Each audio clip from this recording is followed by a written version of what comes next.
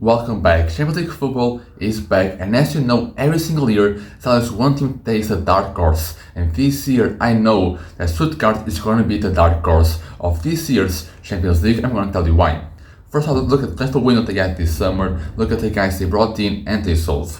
First off, they did sell both Anthony Nito to Dortmund and Bayern, and they were the two best defenders, and that's going to be a big problem in just a few minutes. And they also sold Girassi to Dortmund, was their main player, main striker, and surprisingly enough, his exit wasn't really felt as it should have because of one guy they brought in, who was Demirovic from Augsburg. Has actually been playing really well this season. I think he has played 3 goals, scored 3 goals already in the Bundesliga. They also brought in Undav. He was on loan last year, but now they brought him on a permanent fee. As I said, both Anton and Nito left, and that's a big problem because they did not bring anyone to replace them. They did bring one guy from Burnley, but it's not, I don't think it's good enough, and it's also injured so far, so he hasn't really played with Stuttgart yet.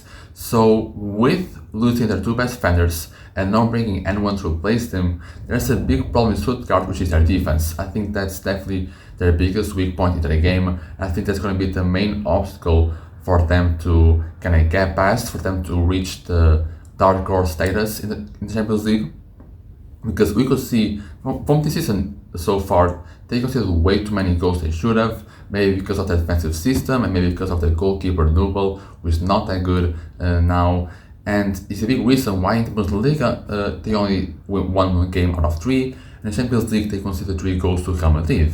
I mean, losing the 2 best defenders and not replacing them is just madness, and that's going to be a very big problem for Hoeneß, and I'm really expecting him to kind of try to solve the mistake. He's a guy who can solve that, and if they can fix that, I think there is no doubt that they can be the dark horse of the Champions League. But until then, I'm going to be a little bit less careful with this approach. But I do want to talk is about the offense. Offensively, they are a very, very good team, and I think you could see that in the game against Real Madrid. They were just great at creating opportunities, and I'm going to explain more about the offense.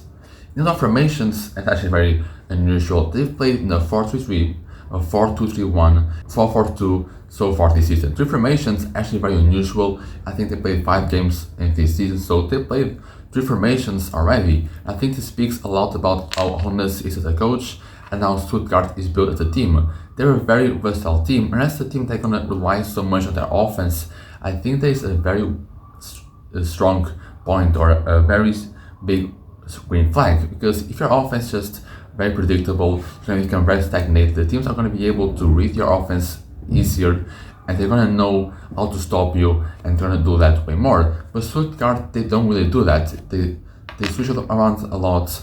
They have a very versatile offense, and that's what makes them as special as they are in terms of their attacking ends. I think they also talk a lot about Hoeneß as a coach. Is a guy who's not afraid to make a couple of tweaks to maybe suit the game better, or depending on the opponents, you're gonna make some tweaks in the statics and the system of his team, and I think that's incredible. I think those type of managers that build a team based on who they have on the team, the system kind of revolves around these players. I do really appreciate that more, instead of just using a system and kind of sticking to it and be way more rigid with that play style. I think that's why, I mean, I love that type of managers. I think that's why Stuttgart is going to be successful. And you could see, like in Inter, I think that's kind of the biggest one that does that. They do also kind of tweak around a little bit more. Even against Man City, they tweaked the team around a little bit, and they had a very good results. Although, I mean, Inzaghi needs to be praised for that. I think that's kind of the breed that Stuttgart can be this year. With the boss, I said, they are a very, very good team. They're excellent. In terms of building off the back, they're fantastic. I know Real Madrid isn't a very good team in terms of pressing. Their front 3 of Vini, Mbappe, and Rodrigo, especially those first 2, are not good pressers. So Stuttgart team really have a hard job in terms of building off the back, but they're still a very good team in doing so. They can also retain the ball in the attacking end, which is the bigger thing. They can also do that very well. They got a very good quality on both the defense and attack in terms of playing with the ball. And speaking about more about the versatility of Stuttgart's team, I mean, they can set the tempo really well. I mean, if they need to play directs, maybe against playing against a more high line or a team that's going to press them a bit more, they are able to play more direct, play out of pressure very easily and quick, but they can also play against a team that's going to drop deep a little more, allow Stuttgart to kind of go a bit more into their defending half. And Stuttgart is still great at that. They can pass the ball around well from a third, not lose it a lot of times, and still try to get better opportunity for them to try and score. Again, it speaks about how big and important the versatility is, because the team might want to do something as Stuttgart to kind of prevent them offensively, and they can easily just kind of make some tweaks and easily go past that. And just, against every single situation, I think Stuttgart has kind of solution to go against. Even Real Madrid, we saw them play more fine line, and Stuttgart still kind of beat that very easily. And even when they kind of drop deep and allowed Stuttgart to go more into their attacking half, they still exercise and they still get opportunities. Talking about that game against Real Madrid, I think that really showed how good Stuttgart can be in terms of offensive production. Look at actually against Real Madrid, they had 1.9, they only scored one goal. But the first half was full of great attacking opportunities and really showed why they are the team that they are. Look at just this season, that was the team that Real Madrid considered the most actually. I'm gonna put it up on this, but see. Here on the match logs, you can see that in terms of actually conceded, the game against Stuttgart was the most conceded, 1.9. The next was only 1.1 against Real Sociedad. So that's obviously very big. That's something to be proud of and something that shows how good you are offensively. Even the Bundesliga, you can look at it. I think they're fifth in the actually table. It's not really that good as maybe expect after seeing the stats from Champions League.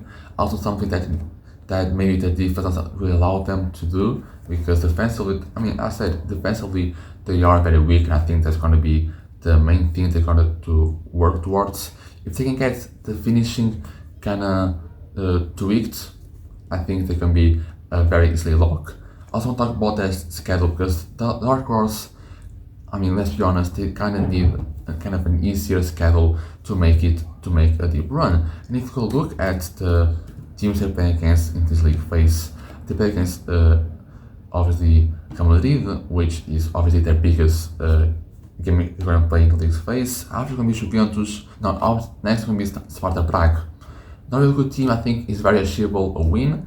Then again it's going to be against Juventus in the next game, obviously being a way more tougher team, but still, don't think it's not a beatable team. Juventus aren't really that good. I think if Stuttgart plays their cards well, they can get 1 or 3 points out of this game pretty easily. Then after these 3 games, I think it becomes a bit easier run of games. You're gonna play against Atalanta, not really as good as Juventus, but still still an easy game. After you come Restart, they come Young Boys. I think it also comes Slovan Bratislava. So those are 3 games that they should be 9 points guaranteed. Then the final game against PSG, obviously a little bit tougher, but still not off the range. So obviously with an easier schedule, against easier teams, their defense problems are not going to be as big, because they're not going to be able to go against the other team's attacks are not going to be as good. They're not going to have the ability to go and bypass the press or be able to beat the defense as well as Real Madrid did. But so I think Stuttgart can maybe get top 8. I think that's a bit too far-fetched. I think upper half of the playoff qualification, I think is very achievable for them to do. I think, they can keep playing like they are, they keep improving their game, I think they will be sure locks for that upper half.